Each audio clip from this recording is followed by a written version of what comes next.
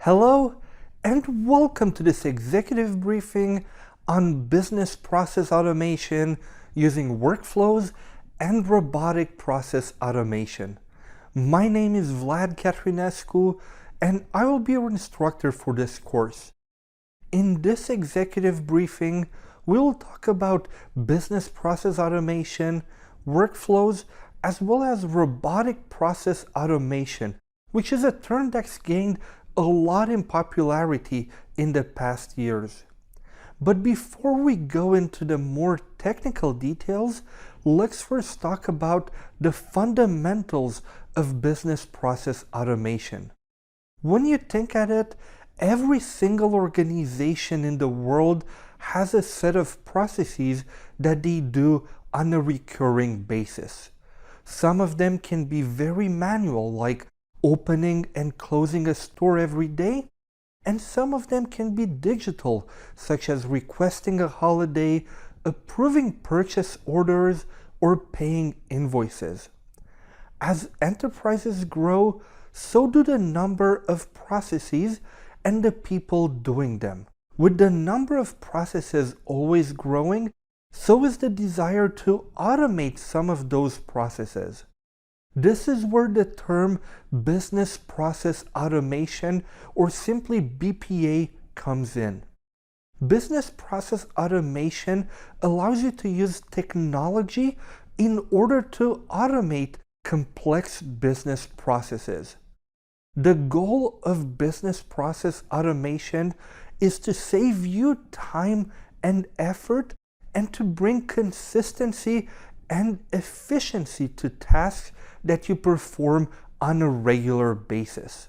As we dig deeper into how to automate business processes, let's start off by talking about workflows.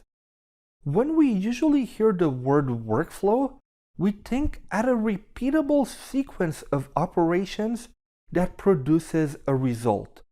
It might be anything from the content approval on a document, submitting your expense reports, or producing a product. At the end of the day, you have a repeatable process that you have to follow in order to make sure the result is a success. If there is no common workflow in your organization to achieve a certain result, you might notice a drop in productivity or even a lack of consistency in your final products. When we talk about business process automation in the technology world, we want to use technology in order to make sure each business process is done the same way, and we use technology to make it as simple as possible for the end user. Let's start with a simple example, requesting a holiday. It might seem like a simple thing. After all, the only thing an employee needs to do is to ask their boss for time off. But even a simple process like this has multiple implications. For example, how many days of vacation does the employee have left? What communication medium does the employee use to ask for that holiday? How does the approver see who's already requested a holiday at that time and if there will be enough people working? By using automation technology, you could automate certain workflows in order to make sure they're always done the same way across the company and to make employees more productive, as well as to ensure consistency across the organization. The holiday request example I gave earlier is just a small example, but imagine being able to automate expense approvals, purchase orders, and invoice processing. Now that we know what a workflow is, let's talk a bit deeper about how this automation can be achieved. The first type of tool I want to talk to you about are traditional automation tools. Now, this might sound weird as traditional might be associated with old technology, but that's not the case. When we talk about traditional automation tools, we're talking about tools that use application programming interfaces, or mostly known as APIs, in order to interact with different applications. An API is a computing interface which defines interactions between multiple software tools. It defines the kind of calls or requests that can be made, how to make them, the data formats that should be used, and the conventions to follow. So when you think at it, traditional automation tools actually work best with modern applications, as most modern applications have been designed with APIs in mind. Traditional automation tools will often wrap those APIs in connectors made for their specific application, making it easier for business users with no programming experience to create advanced workflows that interact with multiple applications. Given they interact with APIs directly, traditional automation tools are highly reliable. Most automation tools also allow you to build custom connectors, meaning that even if they do not have a connector built in for an application, you can task your internal developers to build it. This can be very useful for your internal custom-made applications you might want to interact with. The big limitation of traditional automation tools, however, is what happens if a certain software you want to automate doesn't have an API for an action you want to do, or does not have an API at all.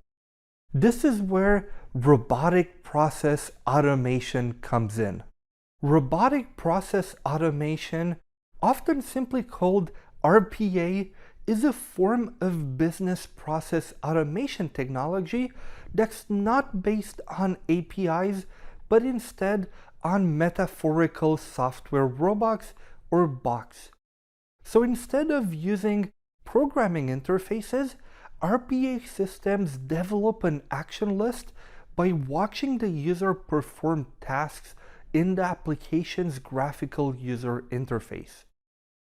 After you build your action list, the box will simply do those actions in the interface each time the workflow is launched. When you think at it, robotic process automation tools have very strong similarities to graphical user interface testing tools or screen scraping tools, but they're used with a different goal in mind. With robotic process automation tools, you can open applications, click on different menus, type information, copy and paste, and gather information from the screen as well. It's all done via those boxes that will simply emulate your actions and click different places in an application and send keyboard shortcuts to the application. It's that simple. So when would you use an RPA tool over a traditional automation tool? The answer is straightforward. If the application you want to automate has APIs, you should use traditional workflow tools. If the application does not have APIs or you do not have access to them, RPA still allows you to automate tasks. Another important aspect to understand is that business process automation vendors don't only sell a traditional workflow automation tool or an RPA tool. They often have both, and they can be integrated with each other. Meaning that in your workflow, you can maybe start it by using a form that uses traditional automation, open something locally, and then use RPA to type in or do an action.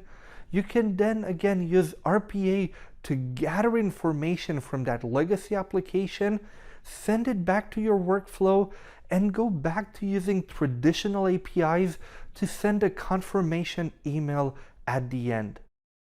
As the processes you want to automate grow in complexity, you can make traditional workflows and RPA work together to help you automate. Robotic process automation technology has actually existed for a while, but it has really grown in popularity over the last 5 years, and it's expected to be a $25 billion industry by 2027, according to a report published by Grandview Research in July 2020. Talking about terms that have gained in popularity in recent years, let's also talk about artificial intelligence in the context of business process automation.